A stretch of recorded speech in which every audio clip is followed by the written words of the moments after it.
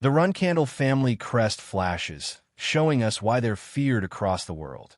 This is the sword clan that rules half the continent. We're told straight up, every Runcandle is born stacked with crazy physiques and natural talent. No weaklings here. And because of that, they've kept their grip on the world for generations, ruling with overwhelming sword power. The Runcandles live for one thing: combat. You see them charging in, eyes burning red, born to fight. Next comes conquest. They don't just win battles, they dominate entire lands, standing tall over their enemies like kings of war. And finally, control. Chaining down others, ruling from the shadows, keeping everyone under their heel. These three words sum up everything about the Runcandle family: combat, conquer, and control. That ruthless clan of combat, conquest, and control? Yeah, that's the family I was born into. My name is Gene Runcandle, the youngest son of the Runcandle family, standing at the bottom of a bloodline filled with monsters of talent. During the selection ceremony, the ritual where every child's future is decided, I reached out and chose the sword of the family head. In that moment, I declared, I'll be the one to inherit everything. My choice caught their attention. Even my father, the strongest swordmaster alive, looked down at me and said, "You've chosen as I've hoped." The entire clan whispered the same words. How interesting. At first, I thought my life would be nothing but glory. Crowds cheering, my name rising alongside the Runcandle legacy. But that dream shattered into pieces, reality breaking me down in front of everyone. Does that even make sense? Because the truth was brutal. I had zero talent with a sword. For a Runcandle, that was the ultimate disgrace. People whispered, how can someone from his family be that bad at swordsmanship? They branded me with titles no Runcandle should ever hear: Runcandle's embarrassment, Runcandle's disgrace. To them, I was nothing but a failure, someone far below the family standards. The label stuck, the worst dunce of the Runcandles. Gene trains alone in the courtyard, swinging his wooden sword over and over again. His siblings spot him and mock. Are you seriously still using that useless wooden sword? They laugh louder, saying he's nothing without some so-called special sword, ridiculing him for clinging to a dream he'll never reach. Gene stays quiet, sweat dripping down, holding in his frustration. His brother steps up, mocking him directly. Hey, why aren't you answering? With arrogance dripping from his words, he says, your almighty brothers are asking you a question. He slams Gene down with a violent blow, laughing as if humiliating him is entertainment. Gene gets knocked to the ground, clutching his side in pain as his brothers sneer, calling him a useless bastard. Struggling, he pushes himself up, glaring at them despite the humiliation. His hand reaches for the wooden sword he refuses to give up on. Even as they mock, why do you even bother swinging that thing? One of them stomps it down, smashing his only weapon. It's useless anyway. Gene grits his teeth, pain and rage boiling inside. But all he can do is endure as they keep beating him down. One of his brothers grabs Jin's notes and laughs. Ha ha, what's this? Basic swordsmanship theory. He waves the papers mockingly, smirking. You think you'll get strong just by reading books about swordsmanship? Another brother goes further, grabbing Jin's wooden sword and snapping it apart with a cruel smile. This is why useless guys like you should never be given a chance. Gene yells desperately, stop, give it back to me. They smash his wooden sword into pieces right in front of him, sneering, because chances are wasted on someone like you. Gene pleads desperately, brothers, hold on. They shove him aside, spitting out, you don't even know your place. Gene shouts back, stop it. His last bit of hope is shattered as they laugh. And you keep holding on to hope? Pathetic. Gene reaches out, eyes wide in despair. The remains of his sword and notes lie scattered on the floor, crushed under their boots. Gene trembles, his voice breaking. You didn't need to do that. One of his brothers grabs Gene by the hair, snarling, what did you just say? Slamming his head down. They surround him, mocking, we're doing this for your own good. Why do you keep talking back? Is that what your nanny taught you? Gene shouts through gritted teeth. Gilly has nothing to do with this. But they ignore him, sneering, still defying us. Jin's eye shakes with fury and helplessness as they smirk. Looks like we need to teach you a good lesson on manners. The sun sets over the Run Candle estate as Jin's voice echoes, my brother's bullying. My pathetic, non-existent talent. He stands small in their shadows, crushed by their presence. But honestly, his voice hardens, I don't care about them at all. Jin clenches his hand, telling himself, I just need to work hard. He pushes himself back up, believing, if I work hard enough, my family will recognize me. I'll finally be acknowledged as a Run Candle.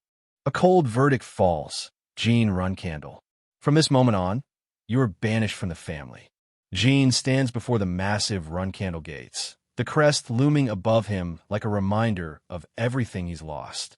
He exhales heavily, a sigh of defeat, his dream of being recognized as a true Run Candle shattered.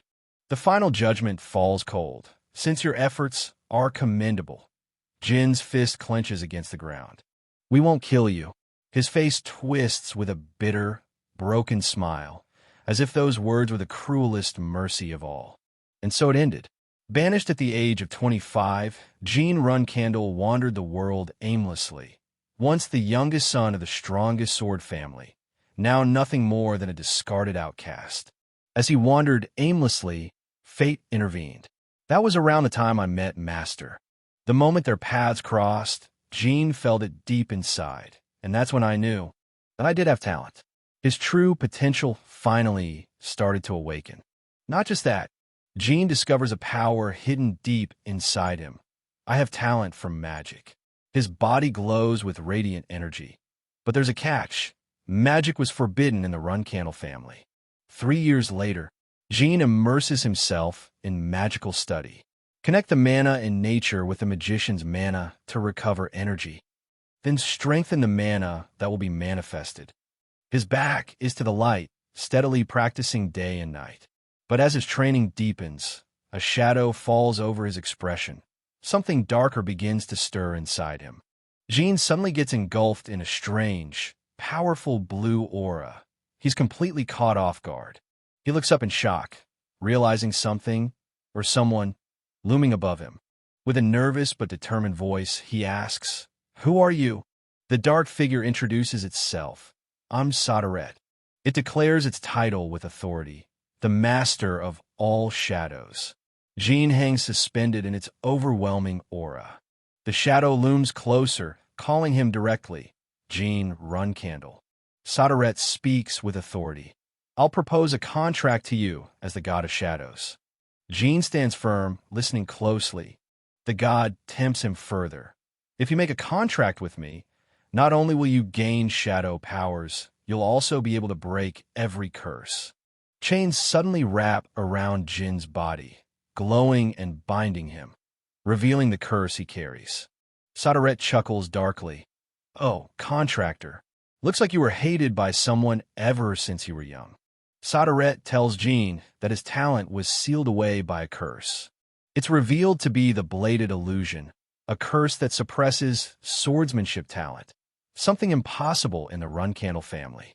Sodaret reaches out and begins breaking the curse chains. He declares that from now on, no curse will ever harm Jin again. The chains shatter around him.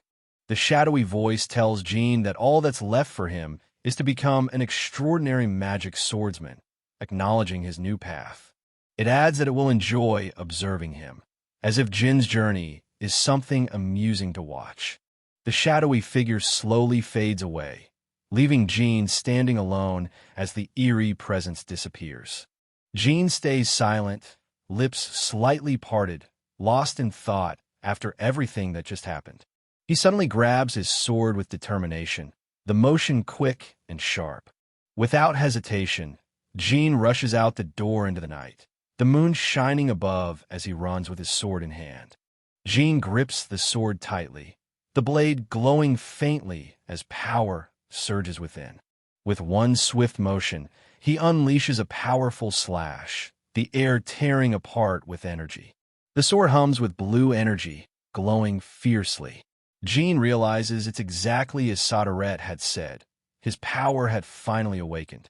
Jin is smiling with excitement as he swings his sword, thinking about how every time he picks it up, he reaches new heights. His eyes burn with determination as he realizes the difference. He marvels at the sensation.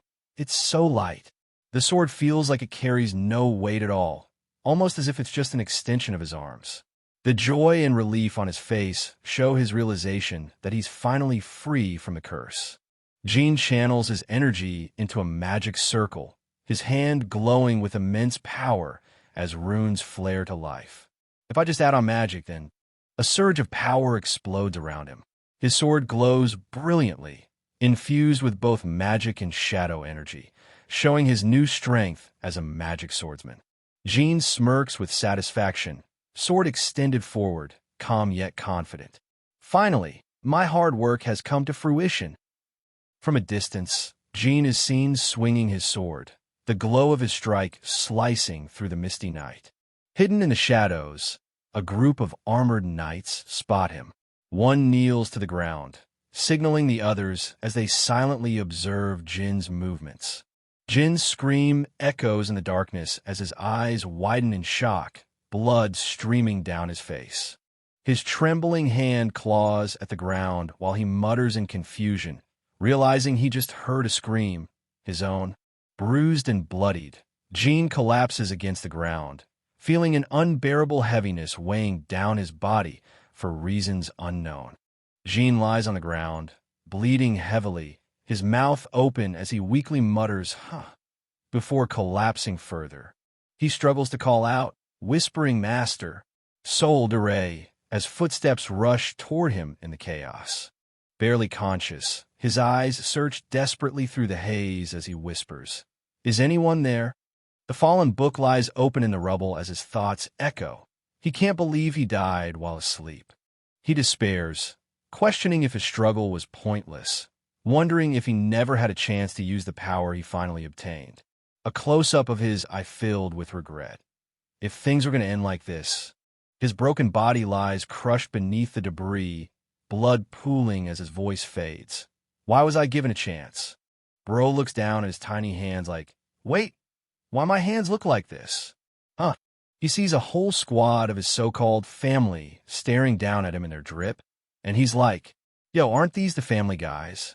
Then his eyes land on a bunch of swords lined up like it's some tournament selection. He's confused out of his mind. Hold up, what is this? Didn't I just die?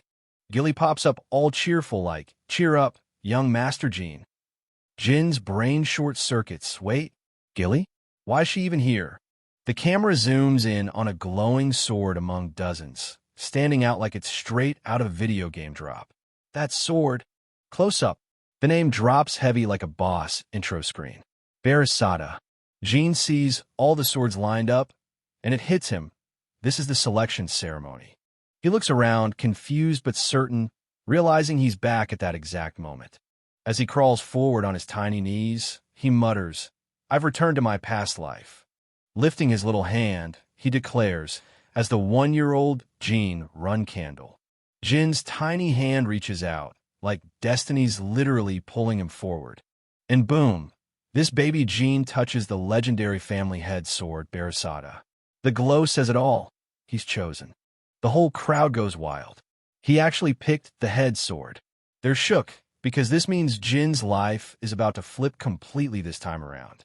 The camera zooms in on the massive golden sword, Barasada, glowing with authority. Baby Jin stares it down with determination and says, in this life, I'll make my own choice. Everyone's shook, like, how is this even possible?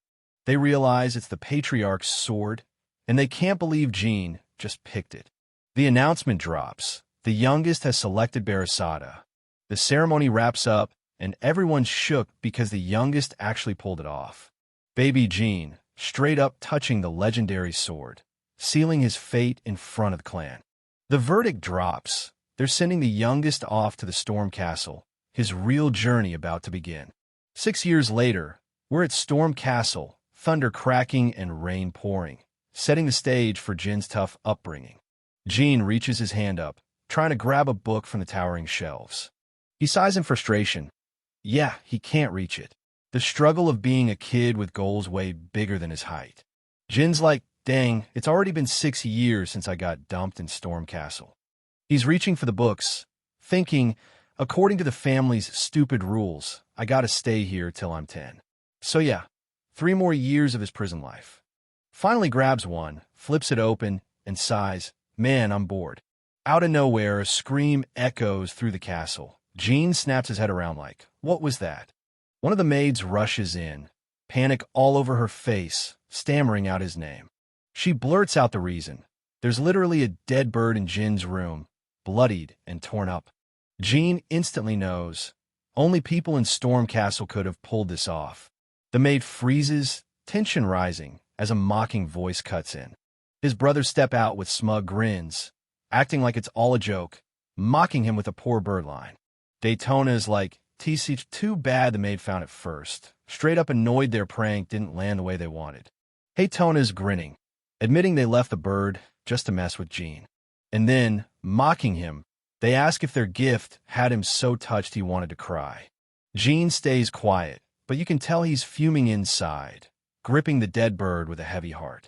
He remembers their future, the twins, Daytona and Haytona, becoming straight-up bloodthirsty murderers when they grow older. But right now, they're just 9-year-old brats, killing an innocent bird just to mess with him. His brothers smirk, telling him not to cry since it'd just be annoying. Jin stays quiet, but they keep pressing him, asking if he can even hear them.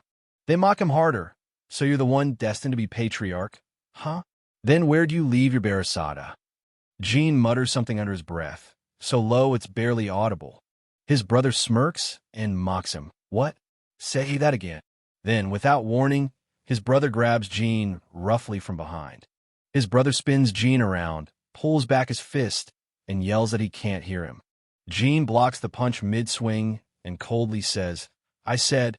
His brother freezes, wide-eyed in shock, like, wait, what? Jin's glare sharpens as he finishes, shut the hell up. Jin throws a punch straight into his brother's face, making him stagger back in pain. His brother snaps, furious, yelling at Jin for daring to hit him. But Jin doesn't even flinch. He follows up with another clean, powerful strike, shutting him down instantly. Jin lands a heavy punch right on his brother, sending him flying. Jin clenches his fist, power radiating, and mutters that he's been holding back all this time. He smashes another punch straight into him, saying he can't take it anymore, while his brother cries out in pain. The room shakes with loud crashes, thuds, and chaos. Jin is clearly going off on them. Jin's hand is still glowing with that dark energy as he calmly says, from now on. With a cold, fearless look, Jin lays it down. You'd best stay out of my sight as much as possible. A knight rushes in after hearing the commotion, demanding answers as he sees Jin standing tall while his brothers are lying beaten on the ground. Jin's hand is still trembling with leftover energy, dark smoke flickering as he mutters coldly, Khan. The brothers, terrified and clutching their bruises, look at Jin in shock. Jin, calm but firm, says they fought amongst themselves. Khan looks confused and replies, Pardon? Jin turns his head slightly, repeating with a sharper tone, Did you not hear me? I said they fought all of a sudden and collapsed. Khan studies the scene, then mutters to himself, As expected of Run Candle, even a child is fierce, while one of the brothers groans on the ground in pain. Khan says he'll take the twins to a doctor, but Jin stops him like, No, Khan, there's somewhere else they're going. Jin turns around, his expression cold, and tells him straight up, Follow me. The scene shifts outside. It's pouring rain, the ground soaked with puddles. Jin's about to show exactly where these two belong. Jin lays his hand on the grave, giving a quiet moment of respect. He kneels down in the rain, eyes sharp under the hood. The two brothers are dumped in front of the grave, left beaten and unconscious. Jin's brothers are slumped against the tree, knocked out cold. The knight looks over, asking Jin if he's really planning to just leave them there. The knight warns him that the storm's only going to get worse. Rain's about to pour even harder. Jin, calm and collected, just says, his eyes sharpen as he remembers the dead bird. They need to realize what they've done. The knight bows his head, fully submitting, By your order, young master. Jean walks ahead in the rain, cloak over him, showing he's the one in control now. The knight looks at Jean in silence, realizing this kid isn't ordinary. He's already carrying the aura of a true run candle. Khan's in shock, thinking to himself that the force Jean just used wasn't aura at all. His eyes widen as realization hits. Could it actually be mana? He looks at Jin's back, cloaked in the rain, and concludes, if that's really mana, then what just happened isn't some simple fight between brothers. The knight looks serious, thinking that this incident is bigger than just brothers fighting. He's convinced he has to report it directly to the patriarch. He calls over one of the attendants with a commanding you. The startled attendant quickly answers with respect, yes, Sir Knight. Without hesitation, the knight orders him to bring a horse, clearly ready to deliver urgent news. Jean looks out the window, watching Khan get ready to leave with a horse. Jean realizes what's happening, thinking, I knew it. He's heading off to report to father. The scene shifts to Khan riding out with determination as Jean reflects. Though Khan is our guardian knight, he's also an observer. Jin's deep in thought, staring at his hand. Khan saw it as magic. No way he's letting that slide. Dark energy starts swirling around his hand. Shadow energy, proof of my contract with Sadaret. A massive shadowy figure looms behind him as Jean clenches his fist, dark power wrapping around him. Thanks to this power, I confirmed my contract with Sadaret is still valid, even in this life. Jin's inner voice kicks in. He's like, yo, thanks to that curse immunity perk for being Sadaret's contractor, I dodged the bladed illusion curse clean. He clenches his fist, eyes blazing. The useless Jean run candle everyone laughed at, he's gone. From now on, this life ain't gonna be like the last one. A smirk creeps onto his face, calm but dangerous. What's next? The sky opens up over the forest, the scene shifting with intensity. Jin's thought drops heavy, meeting father. Khan lowers his head, finishing his report. That is all. The imposing figure of the patriarch, sitting with his lion pelt draped over him, mutters in disbelief. The youngest beat the Tana twins. A close-up of his mouth, gritting slightly as he whispers with weight in his voice. Khan, the patriarch orders, assemble the flag bearers. Straight authority vibes. He adds, I'll have to go see the youngest. Yeah, he's personally getting involved now. Heavy armored footsteps echo as the patriarch himself starts walking, closing in on Jean. One of the 7 run candle flag bearers steps up and reports. The 7 flag bearers and 200 knights are all assembled. The patriarch simply responds with a heavy good, his presence alone carrying authority. We shift focus to one of the flag bearers, a silver-haired woman, calm, composed, and waiting for the patriarch's next move. One of the run candle siblings steps forward, face sharp and determined, already looking like he's fired up. 2 more siblings show up, one grinning like he's itching for action, the other calm and serious, standing like a wall. The rest appear, white-haired girl rubbing her eyes like she just woke up and got dragged into this, the elegant sibling beside her staying composed, and the last one with a dark, heavy vibe that screams intimidation. The cloak swishes, tension in the air. Something big is about to go down. The run candle flag bearers and knights gather behind the patriarch, his aura making the whole squad feel like an unstoppable army. He stares forward, cold and commanding. Let's go to the storm castle. The run candle flag waves as someone mutters, a sudden order to gather. Mary walks up, asking Dyphus if he knows what's going on.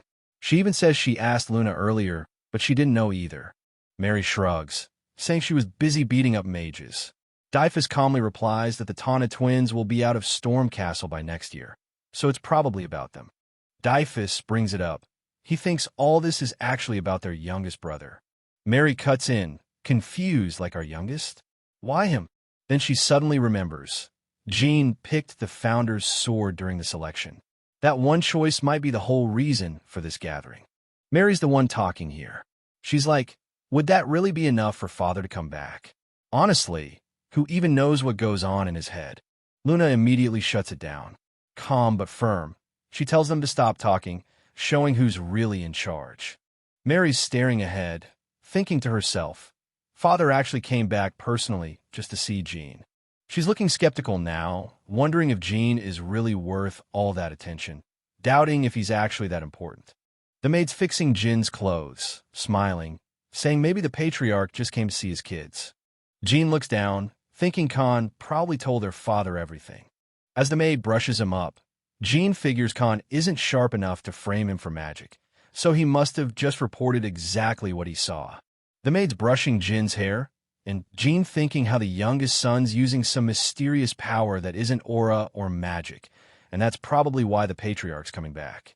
Jean looks serious, realizing his father's return is to confirm whether this power, or he himself, is worth it.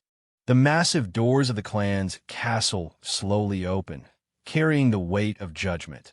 Whether Jin's existence will become an asset to the future of Runcandle. The Runcandle Knights all raise their blades in unison, the sound echoing through the hall. The armored knights stand in formation, the atmosphere heavy and filled with pressure. The patriarch makes his entrance, calm, intimidating, his presence alone demanding respect. The knights thunder their greeting. We greet the patriarch. The patriarch, with his commanding tone, orders his subordinates to bring the Tana twins before him. Haytona and Daytona step forward, respectfully bowing as they answer, Yes, Father. The patriarch questions them directly, reminding them about their fight with Jean and asking, What was your fault in that altercation? The twins freeze, caught off guard by the question. The twins instantly defend themselves, saying they did nothing wrong and blame Jean for hurting them. They panic and add that Jean used some strange, unknown power against them. The patriarch narrows his eyes, realizing the power they're describing looked like magic. The twins try to twist the situation, loudly claiming that magic is forbidden in the family, to push all the suspicion onto Jean. Mary jumps in, backing the twins up, saying if Jean really used magic, he should be interrogated immediately before he can cover it up. The patriarch steps forward, telling his sons to etch his words deep into their hearts. He warns them coldly that with their current weakness, they won't survive within the Runcandle family. The twins freeze up, nervous and sweating under the crushing weight of their father's judgment. The order is given, go bring Jean. Everyone knows it's time for the youngest to face the patriarch. Jean watches as the twins move away, his thoughts heavy. My father, Chiron Runcandle. He reflects coldly, the strongest, but at the same time, the coldest person I've ever known. The narration hypes up Chiron. He's not just anyone. He holds the greatest title of their time. The peak of a demigod, a Genesis Knight. It explains that once upon a time, he was no different from normal people. But after becoming a Genesis Knight, he lost most of his human emotions. Now, his existence is basically consumed with one obsession, the clan and its development, nothing else. Jin's narrating. To his father, a kid with no sword talent like him is nothing more than a nobody. He admits that in the past, he was treated as worthless. But now, things aren't the same anymore. With determination in his eyes, Jean declares that this life will be different. Jin's fired up, vowing that this time no one will be able to look down on him. He pushes open the massive doors, stepping into the hall with determination. The older siblings watch closely as Jean enters, their eyes following him. Mary lowers her head a bit to see Jean more clearly, and Dyphus, annoyed, blurts out, Hey. Jean takes a step forward, the sound of his footsteps echoing in the silence. He kneels and bows deeply, declaring firmly, I greet the patriarch. Chiron asks Jean why he called him patriarch instead of father. Jean replies, saying with his brothers, sisters, and the guardian knights present, it felt more appropriate to address him that way. Jean explains further. Over 100 clan members gathered today, so he assumed the visit must be official. Hearing this, Chiron acknowledges Jin's reasoning and says it's a satisfying answer. Jean respectfully thanks Chiron, addressing him as patriarch. But Chiron tells him he didn't come as patriarch today. He came as his father, so he should call him that instead. Then Chiron shifts the mood, saying he'll ask Jean the same question he asked his brothers. Chiron stares down at Jean, asking firmly what wrong his brothers committed during their fight. Jean clenches his fist, struggling to get the words out. With determination blazing in his eyes, Jean answers, "Revenge." Jean speaks firmly, saying that in the Runcandle family, you must always return what you're given. Mary, hearing this, is impressed and thinks to herself, "Wow." Jean continues, declaring that whether it's a favor or resentment, it has to be returned. Mary smirks, clearly entertained, thinking this kid is just like her. Chiron stays silent, his expression serious, processing Jin's words. Chiron orders everyone except Jean to leave the room. Jean stays standing calmly in the spotlight. The knights start whispering among themselves, wondering if the youngest son really passed the patriarch's test. One of Jin's older siblings tells the knights not to hesitate, reminding them that it's the patriarch's command. The knights acknowledge and agree to follow the order. The older siblings start leaving the hall one by one, giving Jean space with their father. Mary smirks, amused. She's thinking how crazy it is that Jean gets a rare one-on-one talk with their father. Mary's thoughts come through. She looks at Jean and thinks, "Little guy, not bad, huh?" Chiron tells Jean straight up that he cleared everyone out just to question him directly, pointing out that the Tana twins mentioned Jean used some kind of strange power. Chiron reminds him of the Runcandle rule. Magic is strictly forbidden. For them, only swordsmanship matters, and magic is seen as a path that weakens that. Jean lowers his head, bracing himself. Chiron looms over him like a mountain, asking the big question, what exactly was that power Jean used? Jean looks serious, thinking that if he admits it's magic, his father won't forgive it. He starts to answer, but then hesitates with a sly smile. His thoughts race. He knows that as long as Chiron finds out about his true power, it won't be overlooked. Jean tightens his fist, steeling himself for the weight of what's to come. Jean reveals the truth carefully in his own way, saying he's not even sure what this power is, that he admits he can't tell if it's magic or aura, leaving it intentionally vague. Showing his hand, dark energy swirls around as he calmly says he was just wondering what to call it. Jean brings out that mysterious dark flame, cool as ever, and tells his father he can be the one to name it. Chiron freezes, completely shocked at what he's seeing. Turns out, that power isn't just some random trick. It's the legendary ability of the Runcandle founder himself. Chiron instantly recognizes the strange power Jean just revealed. It's shadow energy, something that shocks even him. He remembers this is the same power tied to Barasata's shadow energy. And now, he's questioning if Jean might actually be the one destined to lead the Runcandle family. Jean looks up at his father and hesitates, calling out, "Father!" Chiron acknowledges with a calm, steady reply. That's right. Chiron reveals the truth. The strange power Jean has been using isn't magic or aura, but the divine power of Sadaret, the god of shadows. Jean is surprised, repeating what his father just said. The god of shadows? Chiron explains the history, telling him that Sadaret made a contract with the founder of the Runcandle family, Lord Timar, and has been their god since. He continues, revealing that ever since Lord Timar's death, Sadaret hasn't appeared to the clan at all. Chiron admits he doesn't know why, but it seems Sadaret is finally reaching out again, this time through Jean. Jean looks straight at his father and asks if Sadaret, the god of shadows, is stronger than him. Chiron pauses for a moment, his face unreadable as he processes the bold question. With his back turned, Chiron simply lets out a low, thoughtful leaving the air heavy with suspense. Chiron straight up admits, I don't know about the god's strength. He explains why, because he's never actually fought a god before. Jean smirks, catching on like, oh, you've never fought a god before, huh? Jean continues in his head, realizing that's honestly the best answer Chiron could have given. Jin's dad looks straight at him and calls him my son. That hits different, cause Jean never expected to hear that.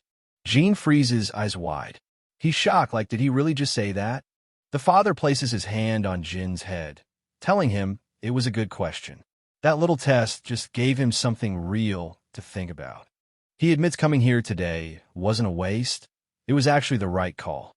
That small acknowledgement shows Jin's slowly earning his place. The father turns it around, asking Jin how he plans to use that shadow energy. Jin answers firmly. He says he'll use this power for the sake of the family.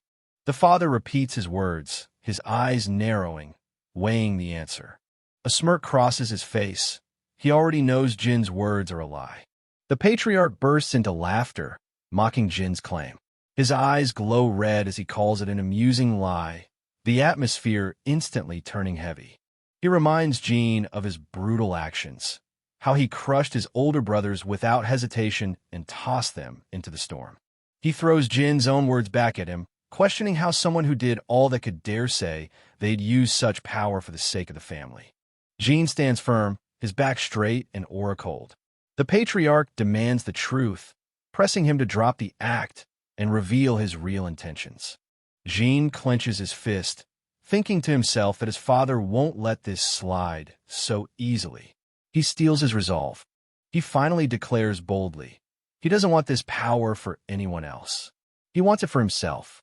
His father goes quiet, his expression unreadable, carefully studying Jin's determination. Chiron smirks and says he likes that answer. Jin's eyes widen in surprise. Chiron walks past him, cloak flowing, saying he'll be keeping a close eye on Jin from now on. Jin stays still, silent, feeling the weight of his father's words sink in. Jin's hands are shaking, but he finally lets out a breath. He leans forward, smiling through his sweat. He managed to get through that terrifying test alive. He looks at the shadow energy in his hand, realizing something big. Not only did he gain the freedom to use it as he wishes, but his father now actually has expectations for him, something Jin never saw coming. Jin stands there, heavy thoughts running through his head, the weight of his father's presence pressing on him. A close-up shows his determination, sweat dripping as he steadies himself. His thoughts spill out. This life isn't what it used to be. Jin clenches his fist, shadow energy curling around it, smirking as he admits this life is nothing like the last one. The rain pours down on the castle as someone calls out to Jin, the youngest. Mary shows up with a big grin, holding up a heavy box, tossing it down to Jin. She says it's a special present from his older sister, while the nanny struggles to take the weight of the box. Jin looks confused, not knowing what to expect. Mary's smirk says it all. She tells him to boil it, chew it well, and eat it properly. She winks, firing him up, telling Jin to get strong and fast. Dyphus questions her. Sister Mary, where's your luggage? She just grins, saying she handed it off to the youngest. Jin looks at the Mary, suspicious. Why me? The box cracks open, and a searing red glow leaks out. Jin and the nanny stare in shock, their eyes wide at the blazing light. Inside, the legendary phoenix's heart burns fiercely, radiating unimaginable heat and power. Jin clenches his teeth, realizing what it is. Mary actually gave him the phoenix's heart, something far too insane for a 7-year-old to handle. Mary Runcandle, a 6-star knight and the 7th rider of Runcandle, also known as Wind Fury. She's feared across the continent, but there's a title people whisper with dread. The madwoman of the southern region, leaving nothing but blood and corpses in her wake. Jin pushes the chair aside, thinking. He knows exactly why Mary handed this over to him. Hurry up and get strong, so you can become my opponent. Jin sits at the table, calmly analyzing the phoenix's heart. He recalls that if eaten young, it won't just make him resistant to fire, it's also an elixir that boosts growth. He thinks deeper, realizing the phoenix's heart is actually used by 6-star mages to safely summon a phoenix. His imagination sparks. Jin envisions himself summoning a majestic phoenix with his own hands in this lifetime. Gilly comes in smiling, asking Jin if he's been waiting long. Jin politely thanks her, looking calm but curious. The food is placed in front of him, steaming hot. Gilly reminds him that Mary gave him an incredible gift and insists he eat before it gets cold. Jin hesitates, clearly holding back something. Jin sighs and calls out his older brothers hiding nearby. He bluntly tells them to stop sneaking around and just say whatever they want.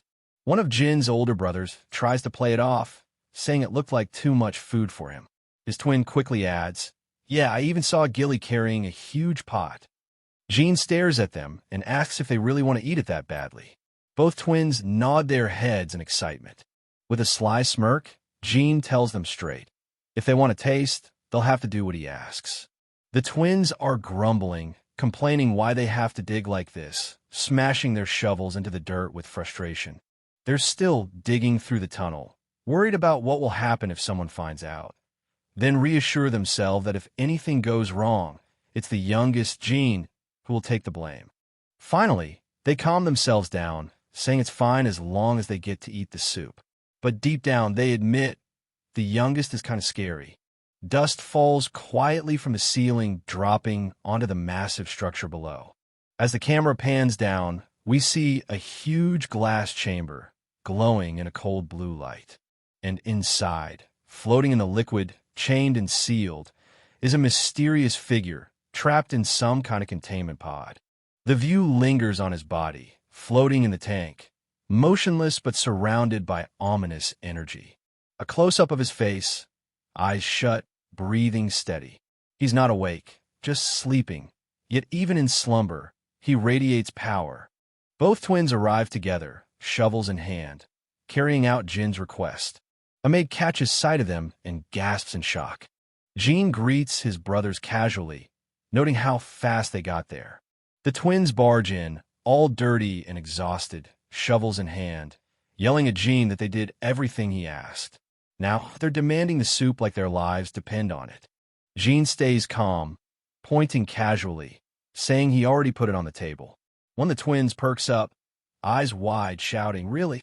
But when they look, all they see is a plate with just 2 tiny spoonfuls of soup. The twins freeze in stunned silence, completely betrayed.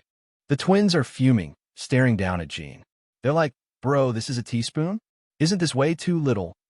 Jin stays calm and smug, hitting them with a logic bomb. "I said I'd give you some, never said how much." Then he grins, telling them, "Promise kept. Enjoy it." Rain's pouring down, setting the vibe. Jin pulls up his hood, scanning the scene like He steps into the tunnel the twins dug, surprised. Instead of the sloppy mess he expected, it's actually solid work. Jin smirks. Yeah, they pulled it off way better than he thought. Jin checks the wall's thickness and decides that even basic 1-star magic will be enough to break through. He raises his hand, summoning a bright green flame, finally ready to let loose. With a grin, Jin unleashes his mana, relieved that he finally has something to use all that built-up power on. Jin slams his hands into the wall, releasing a burst of green energy. The wall in front of him starts tearing apart, cracks ripping open with glowing force. Stones rise into the air, floating around him as the wall completely breaks apart. Jin standing in the middle of the storm like a boss. Jin looks satisfied, saying finally his plan worked. He stands before a massive sealed gate, calling it Runcandle's secret storage. He reflects that in his past life, he never got the chance to step foot here, so it feels surreal now. Jin's just standing there in front of the giant sealed gate, thinking about what his older brother told him, that he needs a trigger word to open it. He puts a hand on his chest and speaks the phrase with confidence. Runcandle's child is here to console Murakin. Right away, the massive gate starts to rumble, the chains shaking like they're alive.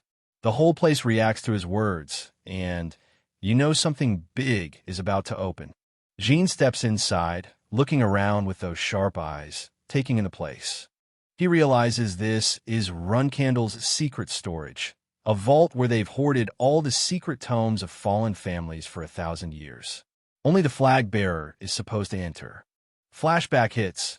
His brother once told him he didn't need to know about this place since he'd never have the qualifications to enter. But Jin smirks now, standing tall. "You've helped me more than you think, brother. I'm making good use of it now." The room suddenly shakes with a strange noise. Jin turns his head, confused, wondering what that sound could be. And then he sees it. A massive capsule glowing with blue light, and inside, a figure floating, sealed away for who knows how long. He narrows his eyes, realizing something's off. Jean stares at the figure inside the tank, a strange man with dragon-like scales. Jean questions out loud if the being in front of him is even human. Jean slowly places his hand on the glass of the container, curiosity and unease mixing in his expression. He looks up at the figure inside, questioning why something like this would even exist here. His eyes widen in shock as a realization hits him. He mutters to himself, "Don't tell me." A flashback hits. Jean remembers the exact words of the trigger phrase. Runcandle's child is here to console Murakin. Jean steps closer to the massive capsule, finally recognizing the figure inside. It's the legendary black dragon Murakin. He recalls the old tale. Murakin, once defeated by the first flag bearer, fell into an endless slumber. Jean realizes with shock that the story wasn't just a myth. It's real, standing before his very eyes. His hand lingers in the air, hesitating as if he's lost in thought. He suddenly pulls back, muttering that he doesn't have time for this and demands to know where the secret tomes are. As he searches, asking if they're here, Murakin's hand twitches slightly, showing the first sign of movement. Jean finally finds what he's been looking for and opens the storage, spotting the secret tomes. He steps inside and sees shelves stacked with books, realizing these are the hidden tomes collected from countless families. With a small smile, Jean decides to start with the Kungan family's records since they were also a swordmaster family. He opens it up and reads a little, realizing the content is way too advanced, full of tough 3-star magic theories. He debates taking the books with him, but quickly realizes that would risk getting caught. Instead, he considers another approach. Jean pulls out his pen with a grin and decides he'll just copy the contents little by little each time he sneaks in. Jean is calmly sitting and reading when a maid walks up with a tray of cake and milk, smiling warmly at him. The scene shifts to a small grave with roses placed in front, showing a quiet and heavy moment. Back in library at night, Jean sits at his desk, fully focused, scribbling down notes and studying hard. Jean suddenly pauses, his eyes sharp, sensing something off. He stiffens, looking around nervously. Someone's here. He realizes it's impossible. No one should be in the secret library at this time. His heart races as he hides and tries to confirm. The sealed door creaks open, and Murakin steps out, his figure looming in the dim light. Jean stares in disbelief. Murakin? Why is Murakin? Jin's thoughts race. In my past life, I never once heard of Murakin awakening. So why is it happening now? Jean nervously thinks to himself, trying to calm down. He decides that since Murakin is the Runcandle family's guardian dragon, maybe showing respect and acting like an innocent child will save him. Jean bows slightly and speaks out loud. Runcandle's child greets the family's guardian. Murakin roars furiously. Guardian? You call me a guardian? His shadow looms monstrously over Jean, who panics and stumbles back in shock. Murakin is furious, roaring with rage while pointing at Jean. His anger explodes as he continues to rant. He yells that Runcandle twisted the truth about him, portraying him as something lesser, and he can't stand it. His frustration is overwhelming, his hair and aura spiking with intensity. Jean internally reacts, thinking helplessly that Murakin is already going off on him, despite saying otherwise. Murakin crouches down, frustrated, muttering, "Damn it, damn it, damn it." He admits it's been a while since he last smelled something good, but now, all he sees is a child.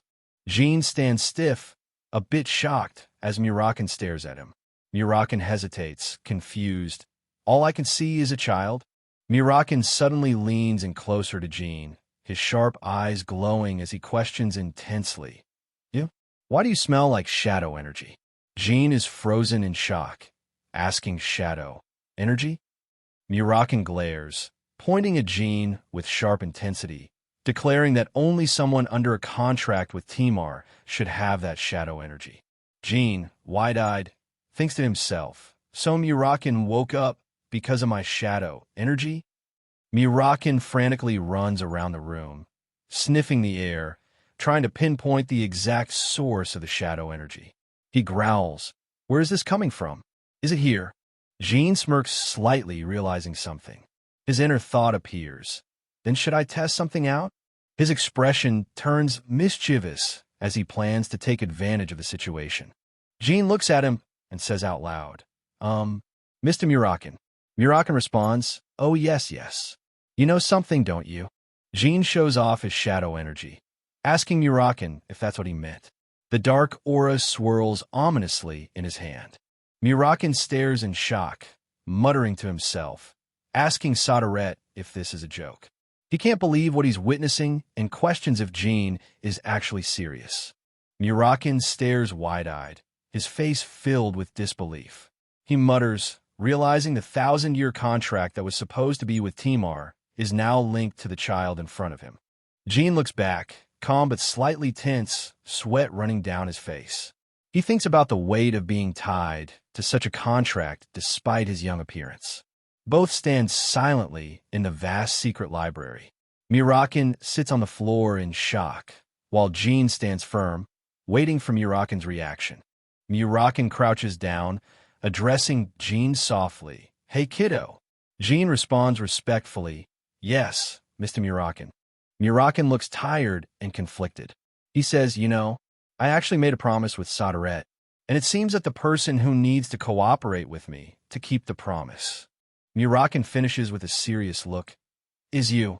Jin's eyes widen in shock as he thinks. "A promise with Saderet?" Murakin's like, "Yo, kid, I'll explain everything later, my brain's still booting up." Basically saying he just woke up from his long nap and doesn't want to info dump yet. But then he flips the vibe, goes all serious. He's like, "At least let me introduce myself properly." Shadow energy flares up around him, and he declares, "I am Murakin." Boom! Dark energy lashes out at Jean out of nowhere. Kid's eyes go wide, total shock, like what the hell is happening right now? Murakin starts his introduction, his body wrapped in swirling shadow energy as he reveals himself as Saderet's representative. The transformation intensifies, his features distort, and with a deep voice, he declares himself as Saderet's friend. His shadow dragon form becomes clearer, and he ends the introduction with weight, calling himself the last descendant of the first being born from shadows. Murakin's eyes glow with insane power, the aura of the black dragon taking over. He roars out the 1,000-year contract, his body fully engulfed in shadow energy. And then, boom, his massive dragon form bursts out, wings stretching wide as the contract takes effect from this moment on. Murakin, in his massive dragon form, declares with authority that he will always be by Jin's side. Jin's eyes widen in shock, trying to process what he just heard. By my side? Murakin, towering in his dragon form, orders Jean to state his name as Saderet's contractor. Jean looks up with a confident smile, no fear in his eyes. Instead of a handshake, Jean boldly raises his fist and says, "Jean, run candle." The scene seals with a powerful fist bump between the small boy and the colossal dragon, as Jean declares he's the 13th and youngest of the Run Candle family. The narration hits.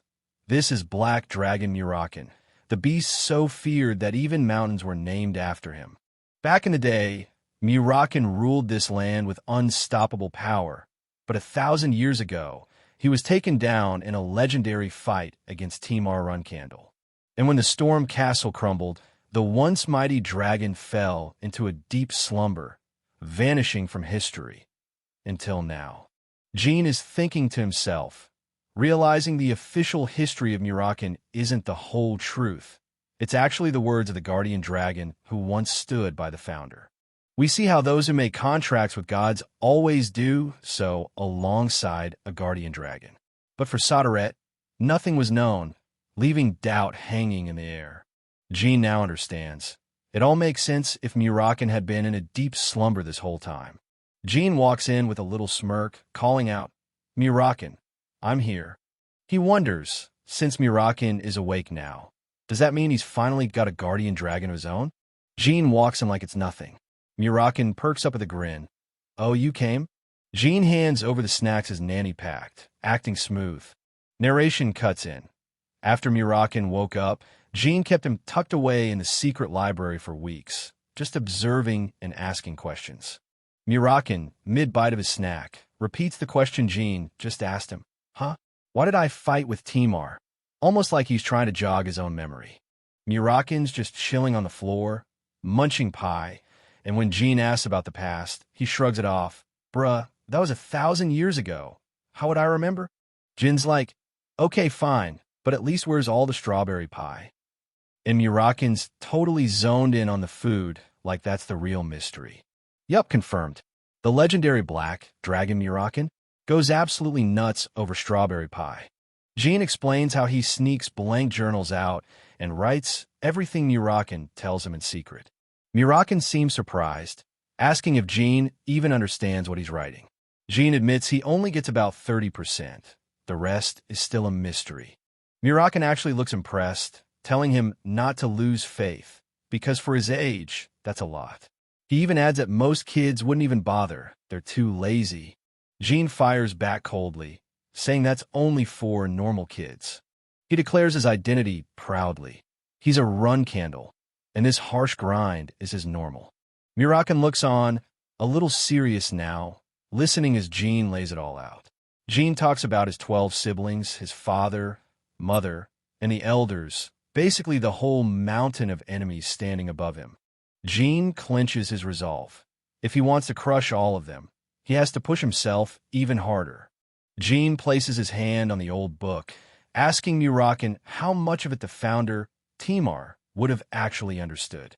He wonders to himself, if he's compared to the strongest being in history, Timar, how would he measure up right now?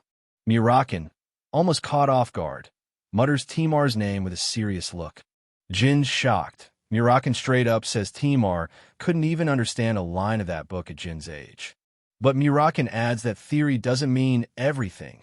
Timar never read these books, yet he was still a monster on the battlefield. Murakin tells Jin he's got potential, just like Timar, but he hits him with the harsh truth. He's not on Timar's level. Jin's eyes widen, stung by the comparison. Jin looks down, thinking hard, then asks if that means he can never become like the founder. Murakin shoots back with a firm no, leaving Jin a bit stunned. Murakin explains, Jin is Sodaret's contractor, just like Timar, and unlike Timar back then, Jin is smart enough to read and understand those ancient books. Murakin pats Jin's head, telling him not to be impatient. If he just trains hard, he'll eventually grow strong enough to rival Timar himself. Murakin's hyping Jin up, telling him that if he trains hard, he might even surpass Timar one day. Jin looks up all serious and asks, "Is that so?" Murakin grins wide and says, "Of course. Kid, do you know what Sodaret's nickname is?" Jin, confused, admits no. "I don't know." Then boom, this cosmic image of Sodaret shows up, and Murakin drops the line, "It's infinite." Murakin tells Jin that Sodaret's power has no limits. So, as his contractor, Jin also has no limits. Murakin encourages Jin not to lose faith, and suddenly offers to teach him a new technique. Murakin grins and reveals the name of the technique, Shadow Energy Liberation. Jin looks curious and repeats, "Shadow Energy Liberation?" Murakin explains that anyone who uses shadow energy has to get used to it. It's both the start and end of mastering shadow power.